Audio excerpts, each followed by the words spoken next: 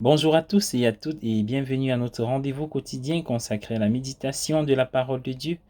En ce dimanche 3 juillet 2022, veuillez vous connecter sur cette chaîne pour la halte spirituelle. Installez-vous bien, nous sommes à Matthieu 15, versets 21 à 28. Le célèbre auteur Dean Ing, qui a vécu entre le 18e et entre le 19e et le 20e siècle plutôt, a écrit il devient impossible pour ceux qui se mêlent un tant soit peu à leurs semblables de croire que la grâce de Dieu est distribuée de manière confessionnelle. Ou comme l'a exprimé Edith Stein, il a toujours été loin de moi de penser que la miséricorde de Dieu se laisse circonscrire par les frontières de l'Église visible. Dieu est la vérité. Tous ceux qui cherchent la vérité cherchent Dieu, que cela soit clair pour eux ou non. Telle était la prise de conscience croissante des disciples en observant comment Jésus traitait les étrangers et les païens.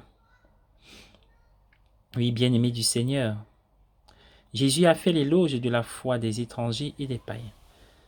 Dans le cas présent, cependant, il semble y avoir une certaine réticence de sa part. Les commentateurs déploient toute leur ingéniosité pour aplanir cette situation.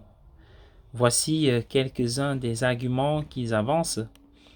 Jésus était à cet endroit parce qu'il avait besoin de se reposer et d'avoir du temps pour enseigner ses disciples. Il était donc en repos. Il n'a pas réellement renvoyé la femme comme les disciples l'avaient incité à le faire. Autre argument, il n'a pas essayé de la convertir aux croyances juives comme d'autres enseignants l'auraient probablement fait.